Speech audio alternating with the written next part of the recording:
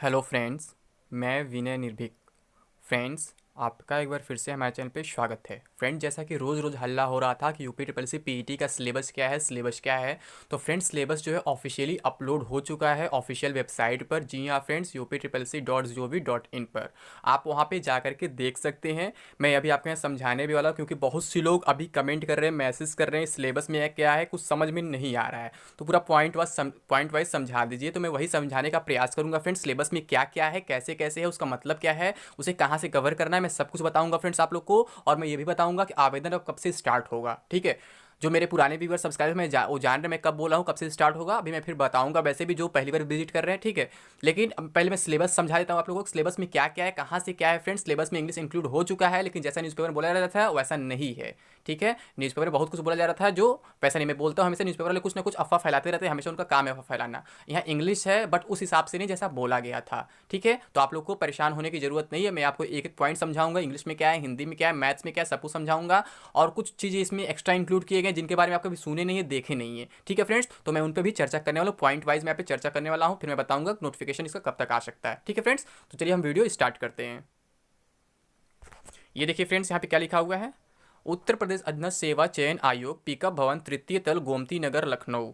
संख्या 4914, आयोग 2021, लखनऊ, दिनांक 20 फरवरी 2021। आवश्यक सूचना। उत्तर प्रदेश शासन के कार्मिक अनुभाग 3 द्वारा निर्गत किए गए शासनादेश संख्या 1103/47 का 3/2020, 13/17/2020, दिनांक 20 नवंबर 2020 अंतर्गत समूह ग के पदों पर भर्ती हेतु नवीन आवेदन प्रक्रिया एवं द्विस्तरीय परीक्षा प्रणाली अपनाए जाने का अनुमोदन प्रदान किया गया है।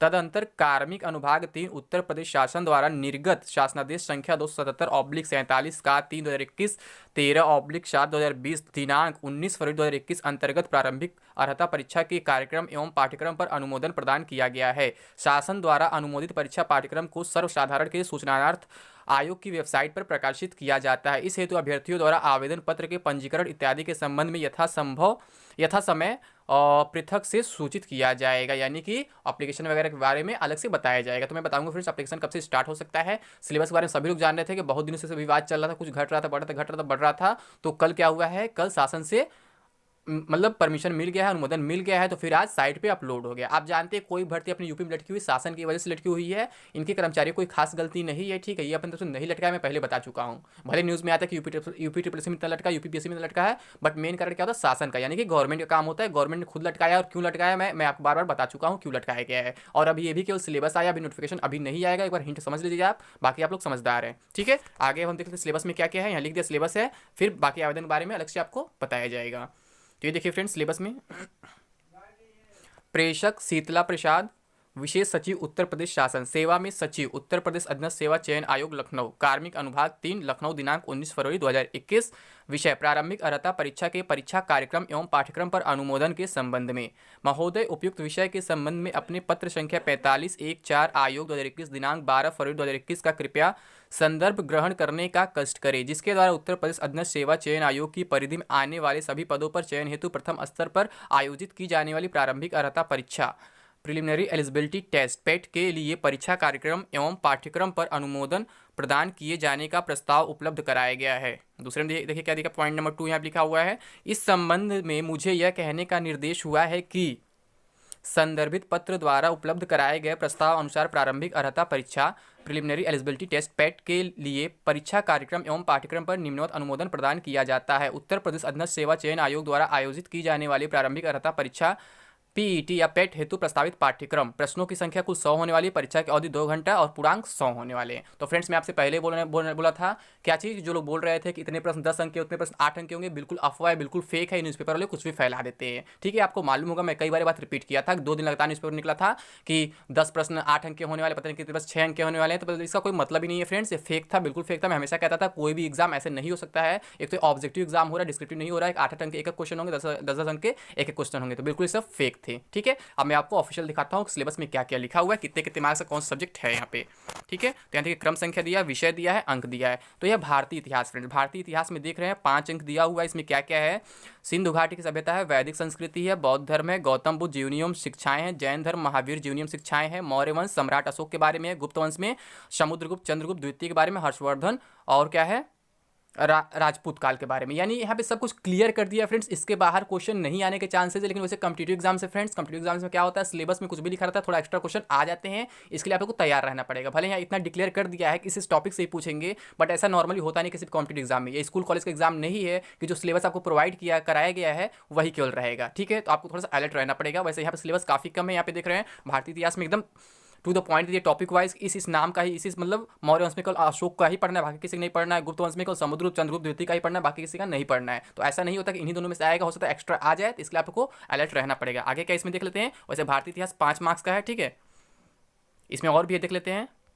देखिए भारतीय इतिहास में ही सल्तनत काल भी है, मुगल साम्राज्य भी है, फिर क्या है मराठा है, फिर ब्रिटिश राज का अभ्युदय एवं प्रथम स्वतंत्रता संग्राम है, फिर ब्रिटिश राज्य का सामाजिक आर्थिक प्रभाव है। यानी कि देखा जाए तो मैक्सिमम इसमें एंशियंट हिस्ट्री आ रहा है, फिर उसके बाद क्या है आपका मिडिवल हिस्ट्री है, फिर मॉडर्न हिस्ट्री। यानी एंशियंट का देखा जाए तो वैल्यू ज़्यादा है इस हिसाब से, जबकि ज़्यादा कहीं होता नहीं, पर इसमें वैल्यू ज़्यादा है एंशियंट का, ठीक है।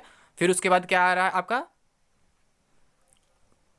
एंशियंट में ही, मतलब इतना देख रहे हैं एंशियंट ज़्यादा, फिर मिडिवल, फिर आपका आ जा रहा है मॉडर्न। फिर उसके आगे क्या किया, भारतीय राष्ट्रीय आंदोलन को अलग कर दिया है, जो कि नॉर्मली किस में आता है, ये मॉडर्न हिस्ट्री में ही आता है। वैसे ही मॉडर्न हिस्ट्री का वेटेज हर जगह अधिक होता है, अगर आप प्रिपरेशन करते हैं आपको मालूम होगा। मॉडर्न हिस्ट्री का वेटेज चाहे कोई भी एग्जाम दे, छोटे लेवल से लेकर के यूपीएससी तक, हर जगह मॉडर्न हिस्ट्री का वेटेज अधिक होता है। मॉडर्न हिस्ट्री में ही आपका इंडियन नेशनल मूवमेंट वगैरह काउंट होते हैं, ठीक है। तो इंडियन नेशनल मूवमेंट को अलग से भी रख दिया जाता है, इसका अलग बुक भी आता है, आप लोग ले सकते हैं। मैं बता दूंगा बाद में, बुक प्रेफर कर दूंगा कौन सा बुक लेना चाहिए इंडियन नेशनल मूवमेंट के लिए, या फिर आप मिडियल लेंगे तो उसी में आप सब आपका कवर हो जाएगा, ठीक है। इसमें क्या क्या है, स्वाधीनता आंदोलन के प्रारंभिक वर्ष, स्वदेशी तथा सविनय अवज्ञा आंदोलन, महात्मा गांधी तथा अन्य नेताओं की भूमिका। अभी जान रहे इस टॉपिक से कितना आ रहा है आपका एनटीपीसी एग्जाम में, आप सोच सकते हैं, ये हमेशा मोस्ट इंपॉर्टेंट होता है फ्रेंड्स, ठीक है।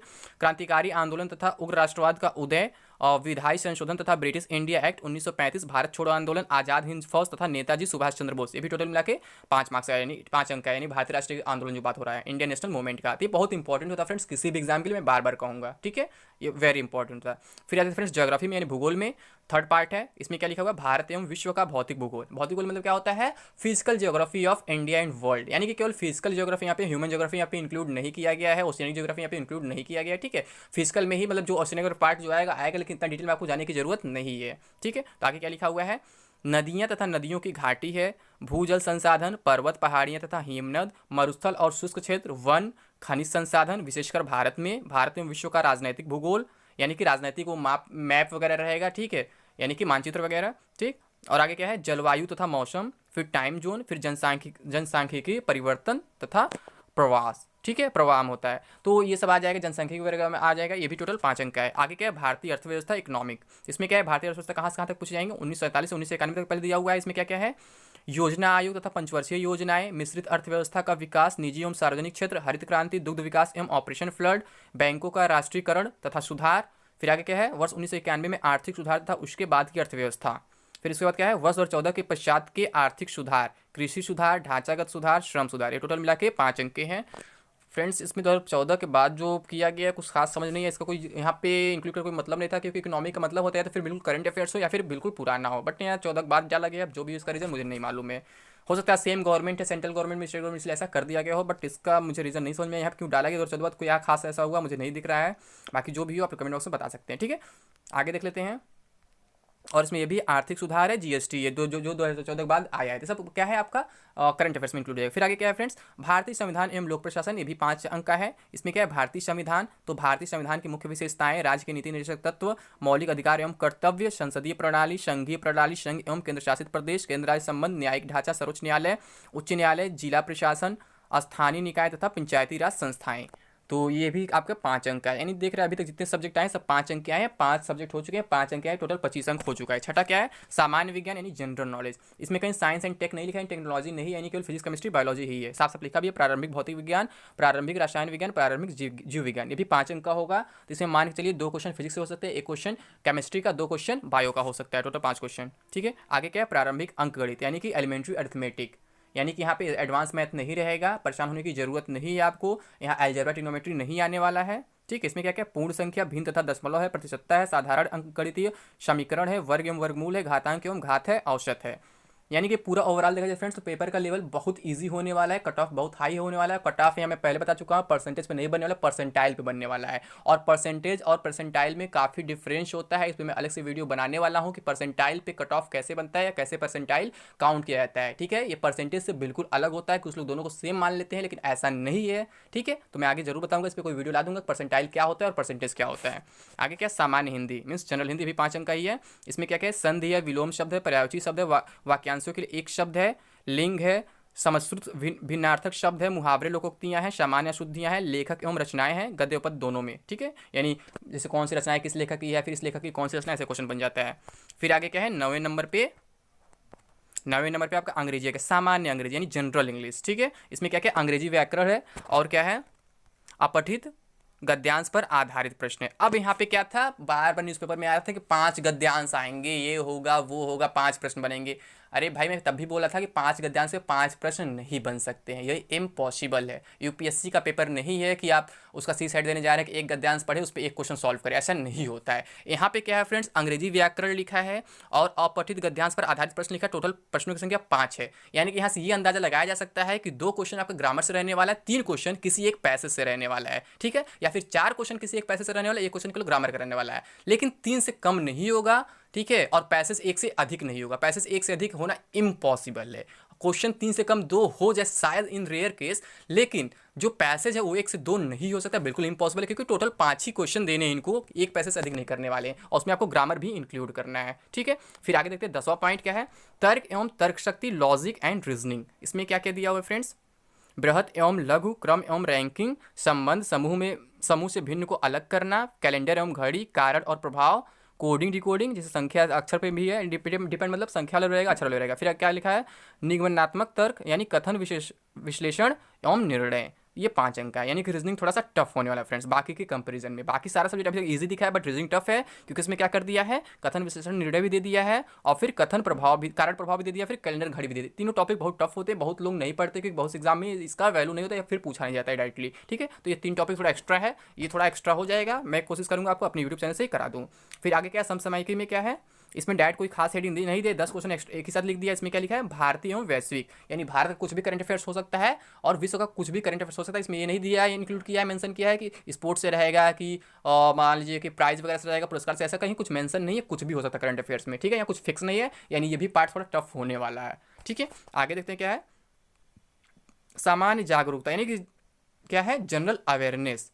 तो जनरल अवेयरनेस का मतलब क्या होता है, जैसा कि आप देख रहे हैं रेलवे के एग्जाम में क्या लिखता है, सामान्य जागरूकता, जनरल अवेयरनेस, वहाँ कभी जनरल नॉलेज नहीं लिखता है।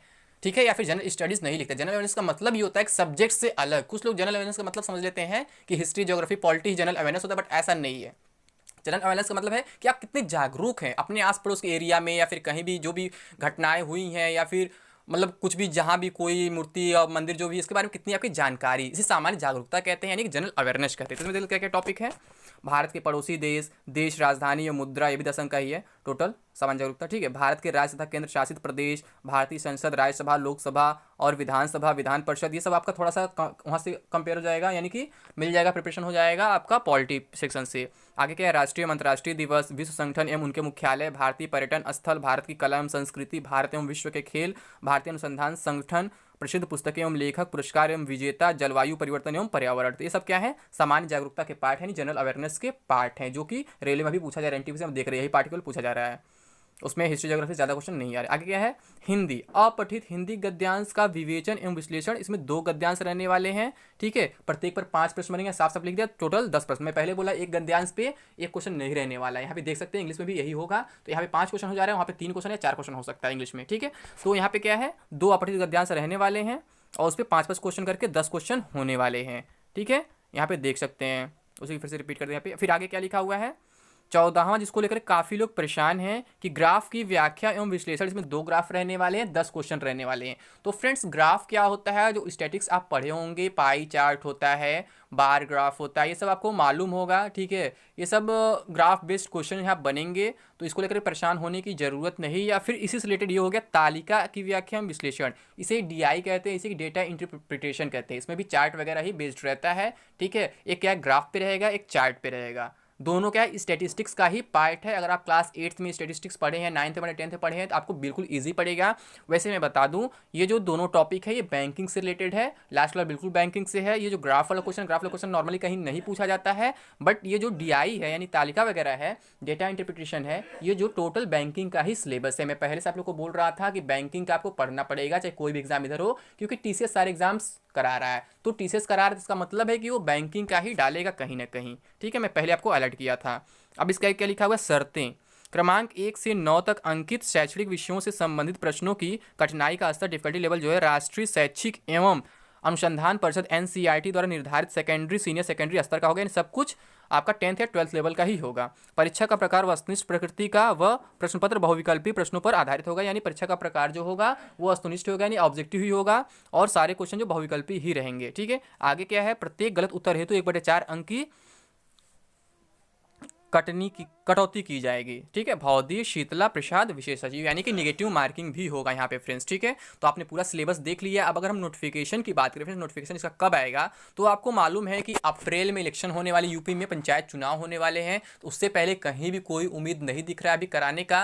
मैं पहले भी आप लोग को बोला था कि अभी इसमें टाइम लगने वाला है। अभी आयोग जो है 2 महीना केवल रिजल्ट पे ही काम करेगा, पुराने पेंडिंग एग्जाम्स पे ही काम करेगा। अभी नया नोटिफिकेशन नहीं निकाल पाएगा और ना ही कोई नया एग्जाम करा पाएगा। तो इसलिए फ्रेंड्स आप लोग इसको लेकर के परेशान न हो। आपका जो पीईटी का नोटिफिकेशन है वो मई में ही आने के ज़्यादा चांसेस है, क्योंकि 20 अप्रैल तक लगभग चुनाव जाने वाले हैं, और उसके बाद 24 अप्रैल से यूपी बोर्ड के एग्जाम स्टार्ट हो रहा है, आपको मालूम होगा। तो 20 अप्रैल इन लोगों को कंप्लीट कराना ही होगा हर हाल में चुनाव। तो उसके बाद ही कुछ हो सकता है, अप्रैल के लास्ट वीक में भी हो सकता है, उसमें मैक्सिमम चांसेस है मई फर्स्ट वीक तक चला जाएगा। ठीक है, तो अभी आप लोग नोटिफिकेशन चक्कर में ना पड़े, सिलेबस मिल चुका है, इसके हिसाब से प्रिपरेशन अपना स्टार्ट कर दें। अगर आपको बुक का कोई क्वेरी है, कौन सा बुक आपको चाहिए, कौन सा बुक नहीं चाहिए, आप लोग कमेंट बॉक्स में पूछ सकते हैं। मैं सारे सब्जेक्ट वाइज बुक आपको बता दूंगा, और आपके लिए बहुत बेनिफिशियल साबित होने वाला है फ्रेंड्स। ठीक है, तो अभी के लिए बस इतना है।